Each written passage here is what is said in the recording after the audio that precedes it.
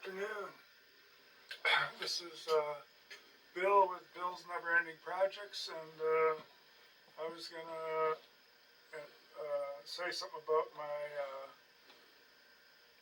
Delco GM radio collection or research that I've done on 1980s, 1982 or 1983 to 1995 Delco radios, car radios.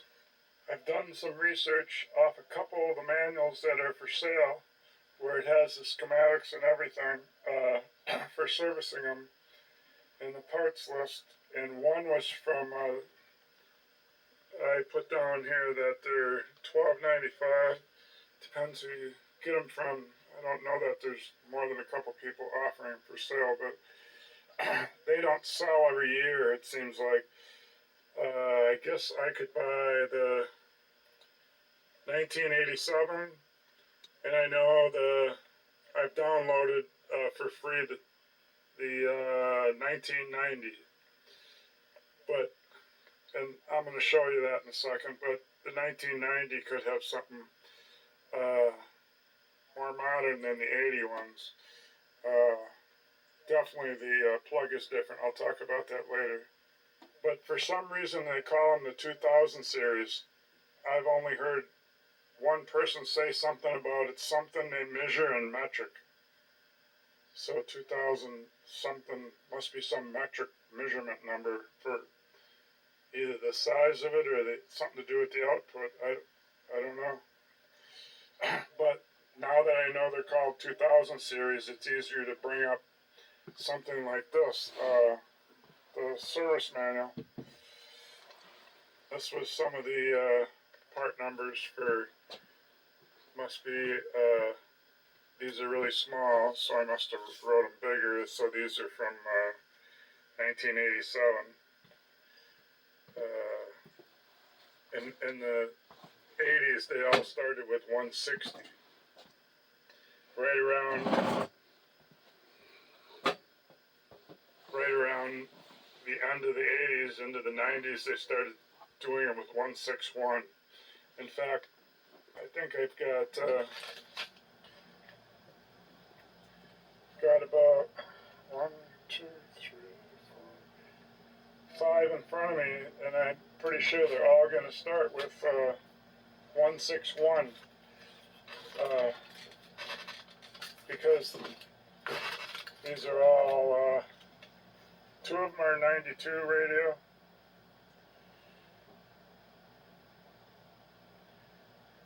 And that's the number of that one. See, it starts with 161.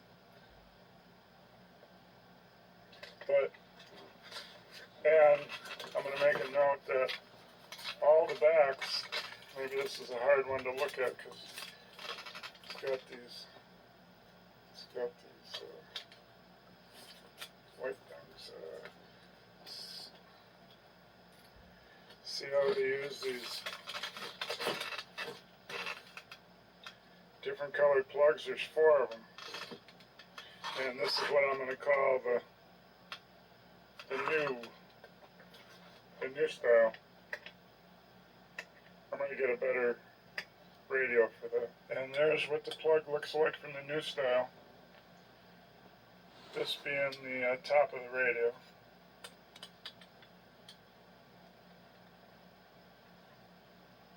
So I'm going to show you an old one now. Here's the old style. See if I can find a pointer. This accepts a plug here, and a plug here. And each plug has 4 pins, so they call this a 12 pin. But I only have one radio with that 12 pin. These are all called the 21 pin with the separate 4 plugs. The other one just has separate 3 plugs. And these here, there's one radio that I have the number of pins that go to each one all counted up, so I don't have to count them. I guess you can see on the back side here, there's 4 2, 4, looks like 6, 4 and 6, so that's 10. And over there it looks like 2, 4, 6, 7, 8, 9, 10, 11. Yeah, so this one's 7. So it's 21 pins. Because you got 6, 4, 4 and 6, and 7 and 4. It's 21. So they call it the 21 pin connector. That started in 1988 because I have a 1970, a 1987 radio from a Buick Electra Park Avenue, and it's got the old style that I just showed you. And then I got an 87 from a Buick Electra Park Avenue, and it's got the new style. So they changed from 87 to 88. So I meant 88.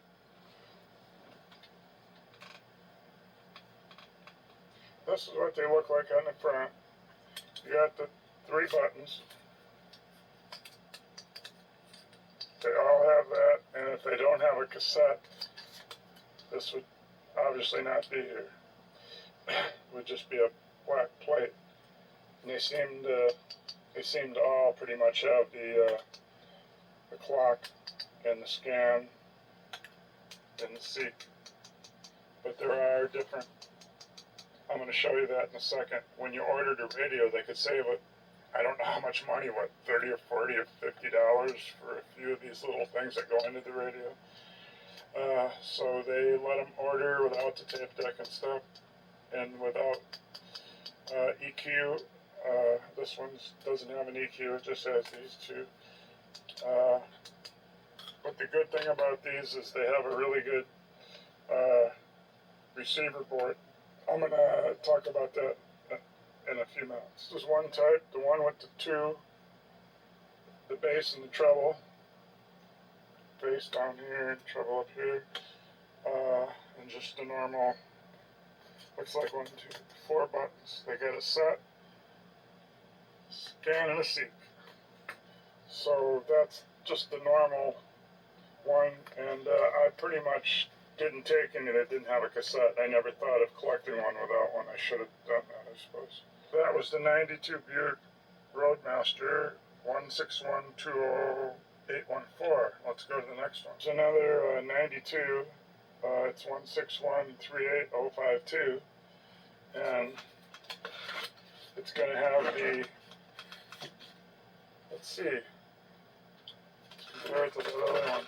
Let me get the light over here.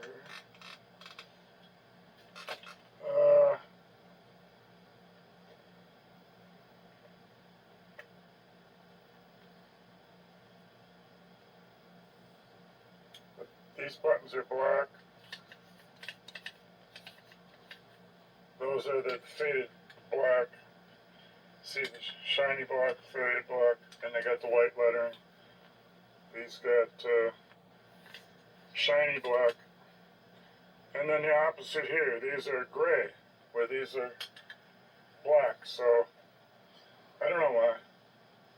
Everything else seems about the same. Oh, these buttons here are square, and over here they're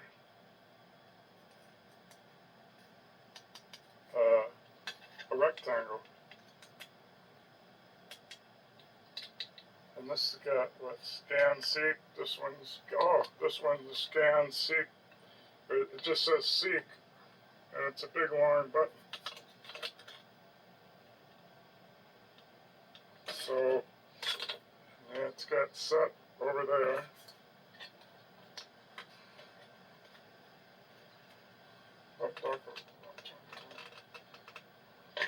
So that's got set on one side. What's this one got? Yeah, set on one side, so put them side by side there. Except for those differences, they're pretty much same radio.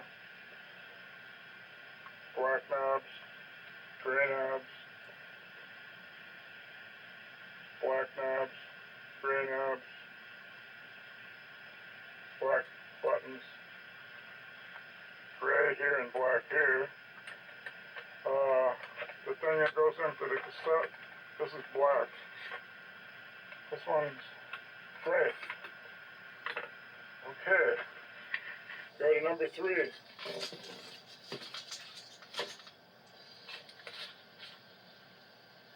Camaro radio. 721.95, and it's number 16195-201. See what the front looks like. The back side is going to be those 4 pins.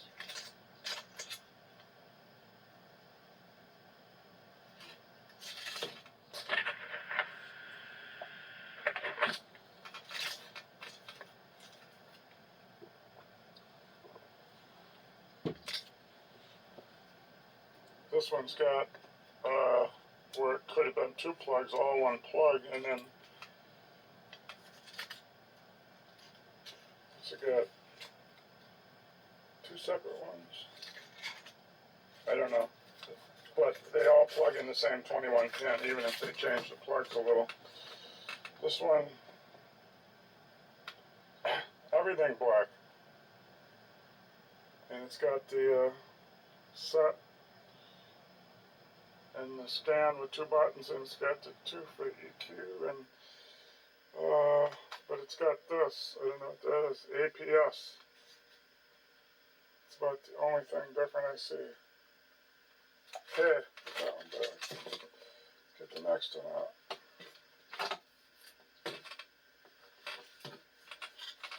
Oh, I remember this one's got the broken button. I got it out of the little Chevy trucks.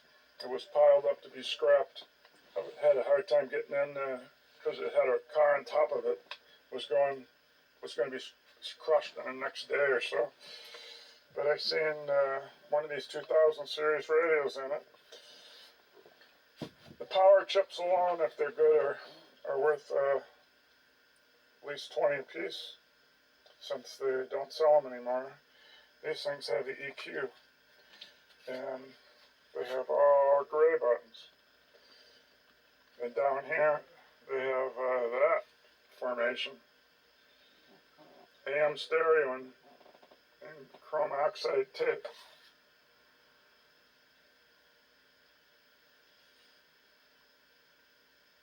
I see green numbers in there. So can you.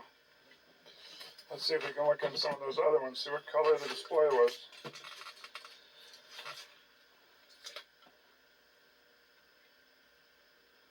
Green.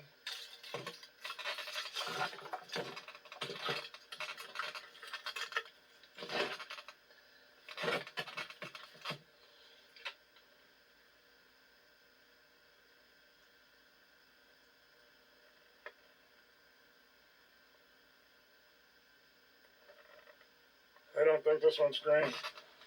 We'll bring the light down.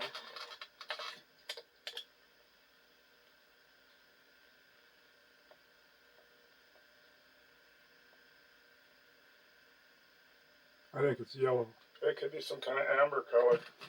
That was the, I didn't know what model that came out of car, but it's that model of radio. I don't think that one's green. I was going to say, I think most of them are all green.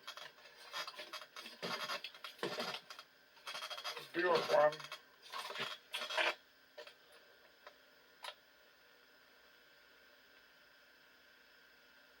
So, I don't know. A couple of those you could really tell they were green. yeah, so I wouldn't even have got those back out. So this is from the.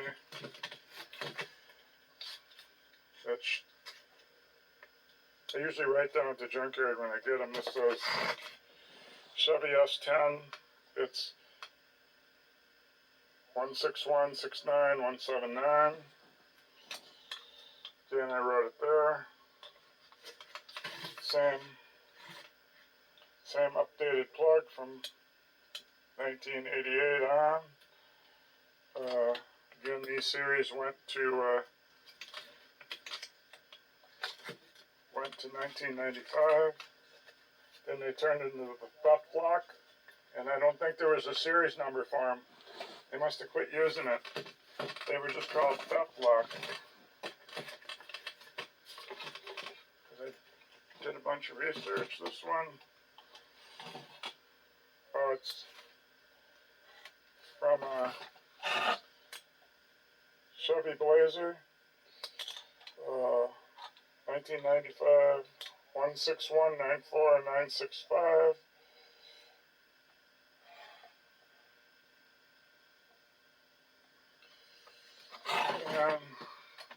And it's built like the Chevy C10 radio. S10. It's got the 5 EQs.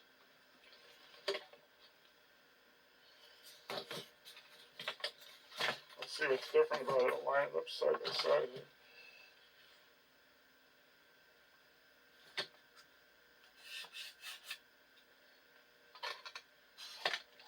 Yeah, it's got the green. It's got the green display in there. This one's got this, all this stuff built underneath here. I haven't taken it off yet. I don't know. I'm sure there's a way to unhook it. But it's got the same AM stereo chrome oxide choice for the tape. The EQ, the green inside. So, and this one has the knobs on it. This one from the one that was going to be scrapped in a day or so from the Chevy S10 didn't have no knobs on the EQ either. So that's the 5 of them, and I got the 2 from the 8. Again, there's the old style plug, and so somewhere between the end of the 80s and the 92 radios to 95 that I have that are in start with 161. All the ones in the 80s start with 160, like I was saying. And they have 3 boards.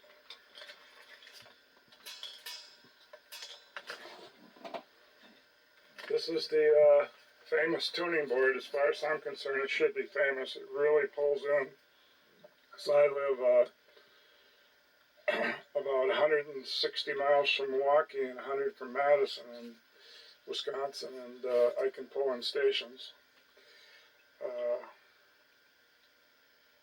To get this out, the older ones have the plug right there. You can unplug, and then there's 5 wires you have to desolder, which I desoldered. And then I took pictures of them first, and after I got it unsoldered, I took a sharp, or it was just a ballpoint pen, and I wrote a letter of what color they go to by the hole where I cleaned it out for them to go in there. Maybe I can find it. I found it, yeah, where I pulled the wires out. Right there, I put a little arrow. This is B, it must have been a black one, and then up there I got a white one, and you can see where I took the solder out of the holes. That's the 2-wire one I unplugged. And then further up here, see if it'll show up. I have markings there for 3 wires. Okay, where's my marker? So the other one was on the bottom part, if that's the bottom or top, I don't know. This one, start to see where I marked something.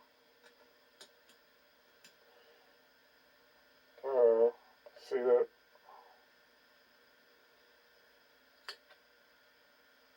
See that hole there? That's the red wire. I got it marked, and there's a hole there. I got a marking for a color there, and one over in here.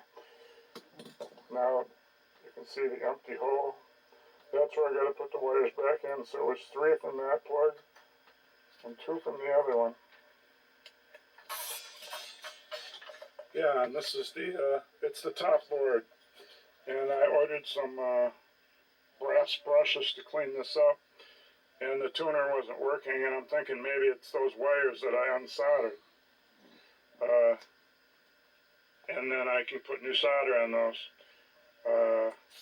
But this is one heck of a receiver board for a car radio, for reception. And it matters to a person that lives 100 miles from a major city.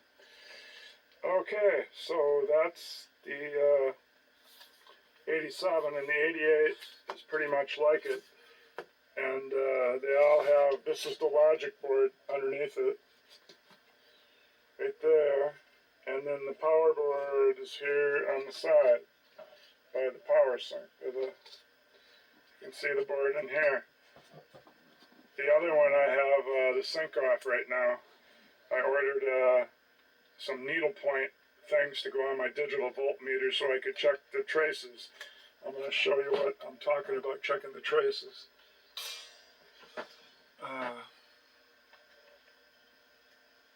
Right there, that's the power board with the sink off. And I labeled this 1. There's no 1 on there. There's three chips I took out, capacitors, not chips. I took these capacitors out, 1 here, 2 wires go here, 2 go here, and 2 go here. And you got to keep track of the polarity. And this is my board that, I think it's mine. I think I took a picture of it and downloaded it into the computer so I could use it for reference.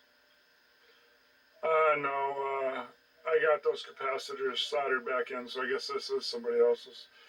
But it's the same power board on all these. And so if you gotta beep out the traces before you put the capacitors back in to make sure that there's nothing wrong with the traces. Depends if your capacitors were leaking like mine were. So remember, this is I'm dealing with 2 87 and 88 radios that don't work from a Buick Electra Park Avenue. So that's where I soldered them in, and the radio still didn't work. So I didn't check the traces because I wasn't that smart about it back then. So now I'm I'm going to try to check the traces with them soldered in, so I don't got to unsolder them, because one wire on their capacitor is longer than the other. That's how you tell the polarity, but now I've cut them off. So if I have to get new capacitors, I will, but I gotta beep out the traces and then add jumpers if I have to. Those are the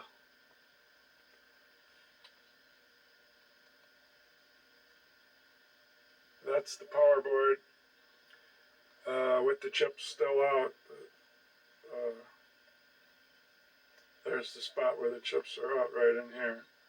capacitors. But unzooming it, you can see the things that these are 20 watts IC chips, DCM or DM or something 165s.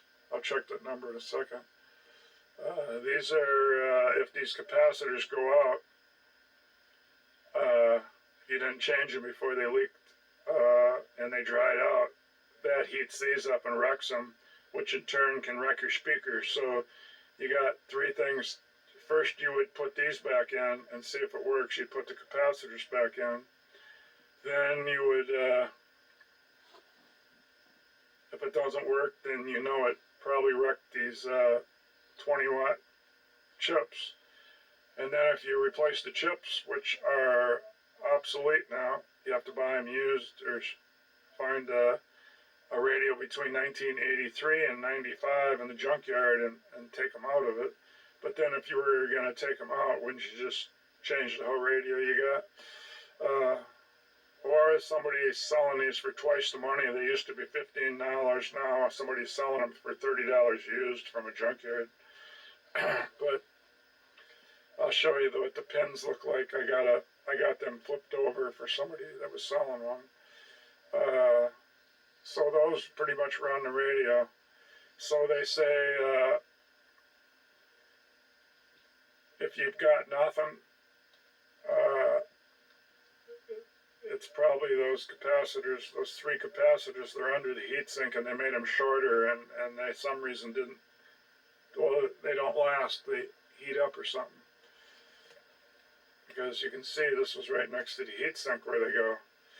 I mean, next to the power chip, which would heat up, and that's the reason the heatsink's on top of it. And they're shorter, so if you put the normal big barrel style back in and they're not shorter, they're supposed to also be electronic type capacitors. So if you put the bigger ones in, you got to cut a hole in your heat sink to fit them. But that's enough about this power board. I'm going to flip to something else anyway. I was testing my, I was testing the thing, so I wrote down one trace was good. I had 2 traces left to do. That's the 3 capacitors. This is the, these are those, you can see how these 20-watt power chipped ICM DB or 165s, I think they're called. You can see how they each have a capacitor on each side. You can change probably up to about 30 capacitors in here if you want, but a lot of people just change those 3 at the end of that screwdriver. And then you got to use new heatsink paste to put them back on. Here's a jumper this one guy put on that yellow wire there. That's a jumper because his trace was bad. These other white ones, it comes with these from the factory. These are there from the factory. So don't think somebody's already put some jumpers on. I've seen those on each radio. This is what they call the radios when you want to save money.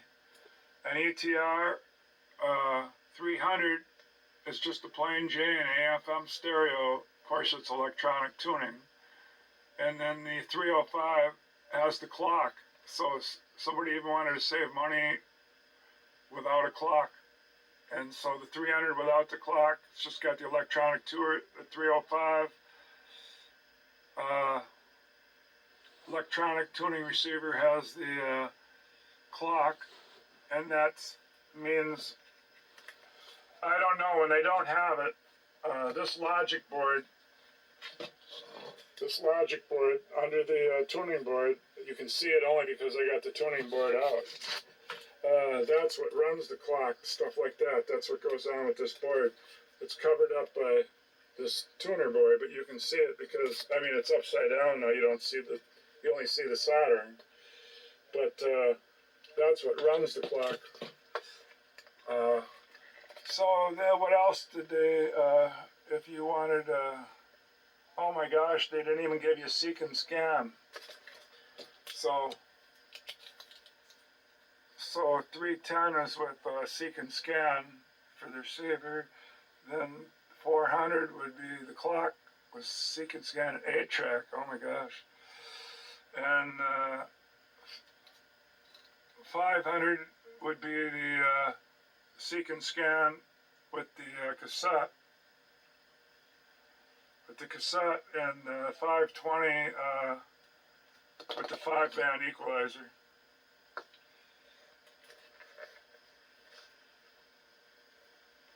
These were the model of the radios that I showed you up there that I have.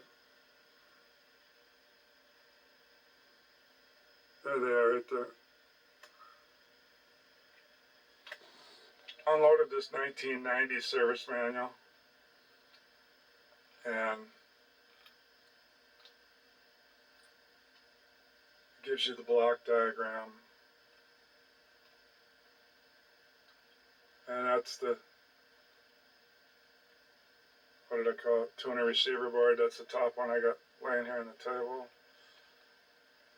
And it's got the schematic.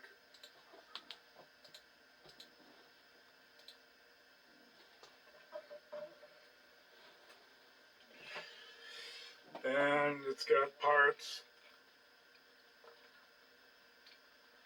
And it's got, that's the logic board.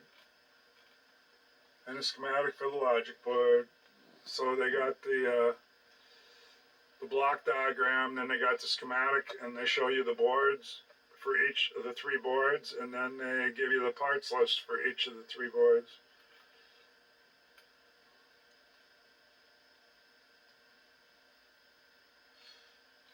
And then they give the alignment procedure. Then that's the schematic for the those two chips. That's what the chip looks like in color from the top side. It does say DM165. They're obsolete now. And there's all those. Oh, it's not the top side, it's the bottom side. Here's all the pins. Looks like 1, 2, 3, 4, 5, 6, 8 on each side, so it's a 16-pin chip.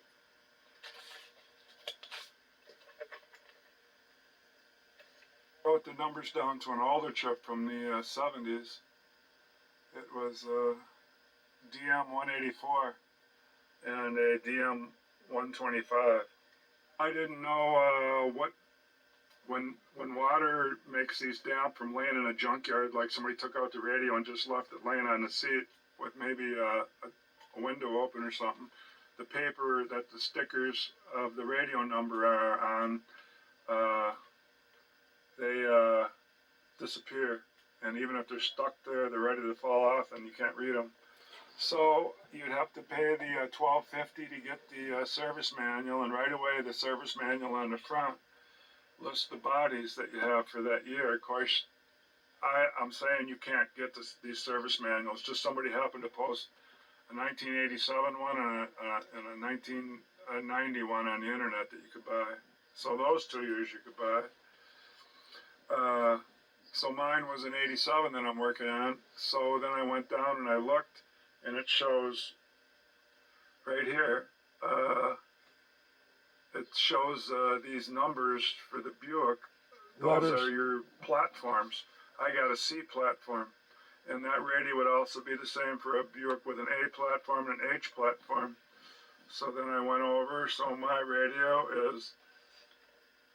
So I went over my radio. The other radio is 160 50 334. So then I think I took a marker and I wrote it on the radio. Got all these platform numbers for the different cars. It says Pontiac had an A platform, F platform, N platform, P platform, and Oldsmobile CH and N, and Cadillac C and a J, and Chevy had a J platform, and it just goes on and on. Pontiac had an H, and so that's a lot of platforms, and each platform then gets a certain radio, and then that's the radio number on top. See, since this is an 80s radio, they all start with 160. All of them do. So it's not until you get into the 90 that they change them to 161. Here's where somebody has one posted on the internet that shows the capacitor numbers. He's going to change 20 of them, I guess, so I don't see where he's got number 1. Oh yeah, I do see. That's C1, 2, 3. Up there C4, 5, 6. So these are the ones on each side of the 165 chip. So he's definitely changing each one of those. And C 14, 15, 16. Okay, so it's C1, 2, and 3 are those 3 that they talk about definitely changing. And I think somebody said he did change them all instead of just doing those 3.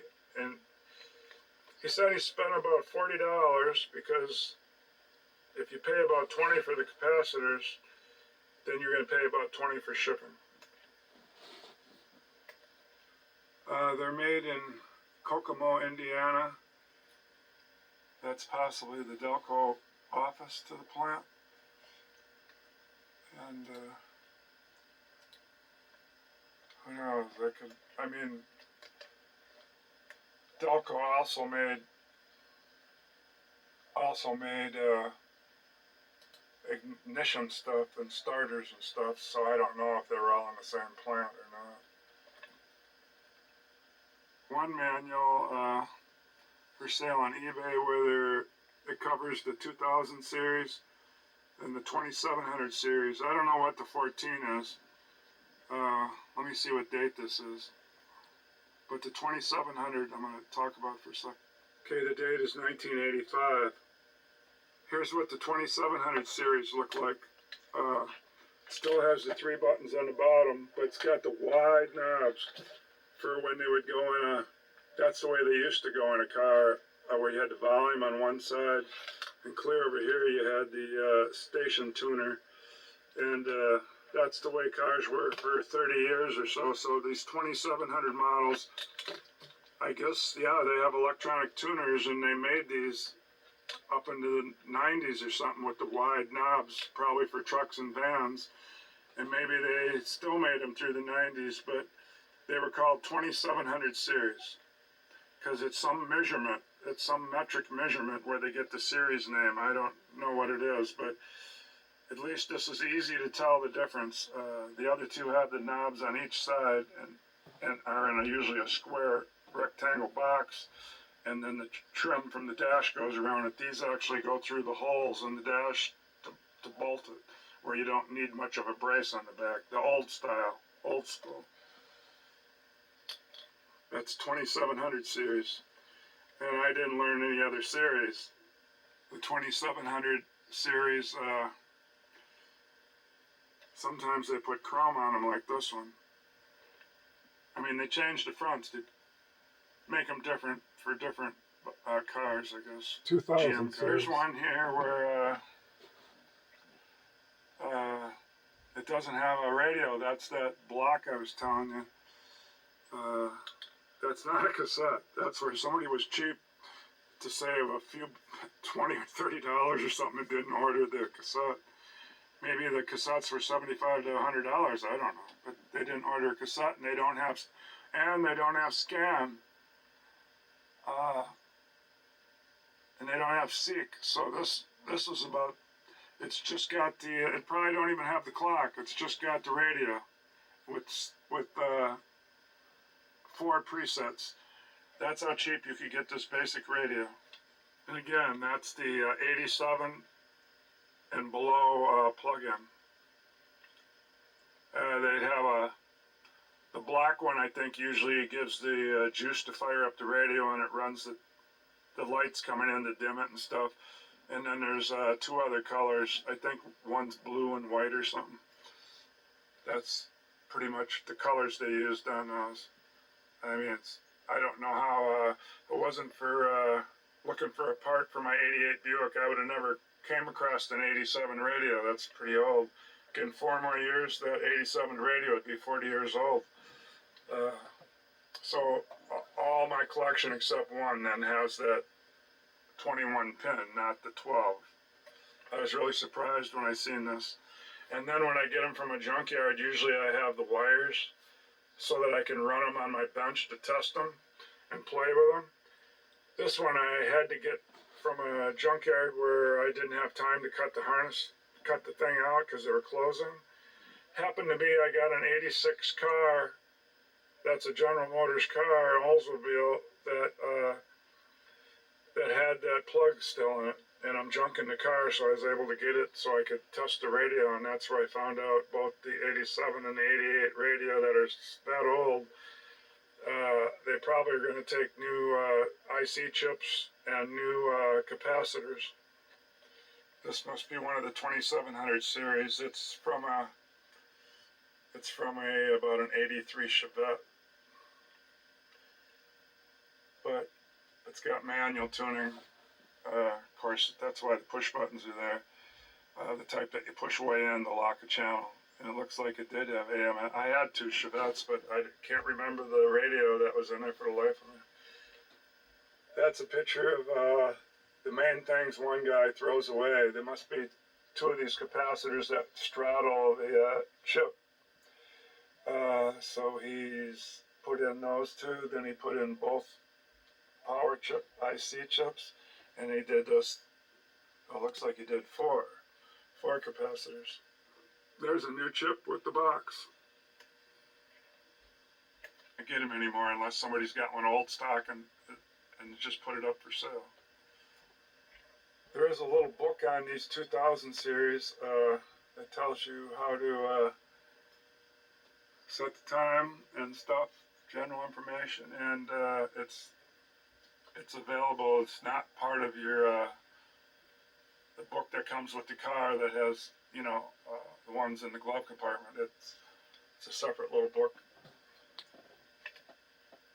and you know, everybody usually can figure out how to seek and scan and how to tune. So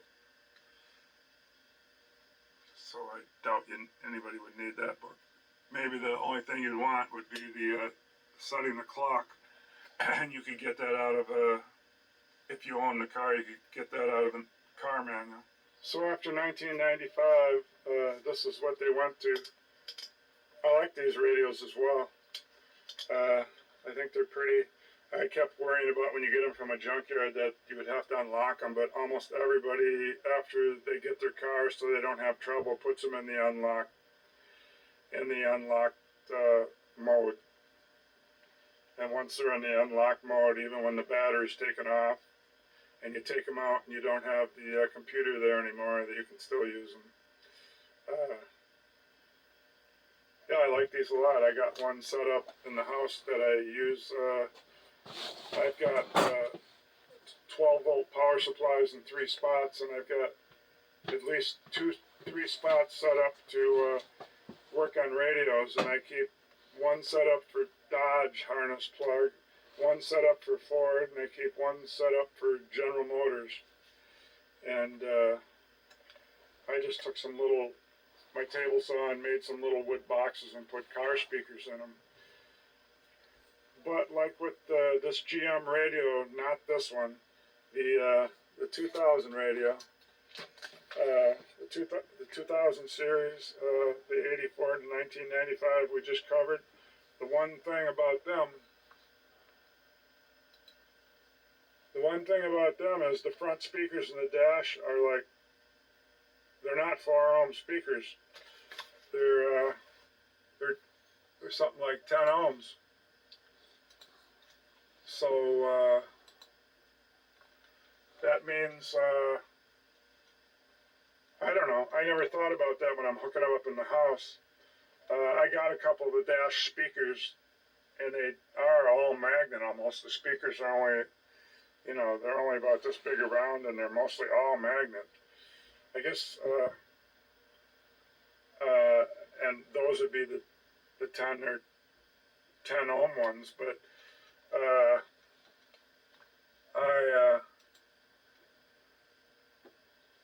and I don't even know I never even knew that, and nothing ever happened when I was hooking these up in the house here. So most people wouldn't go to all that trouble, but I got a radio collection of just those years, and that's all I'm ever gonna have. I got radios from Fords, GMs, and Dodges from the years, not hardly any 80s, but they're mostly early 90s to 2000. 2001, 2002 with some Dodge radios I got. So that's my collection. So I thought I would cover this 2000 because I had to research to find out that the name of those were the 2000 series with vacuum fluorescent and the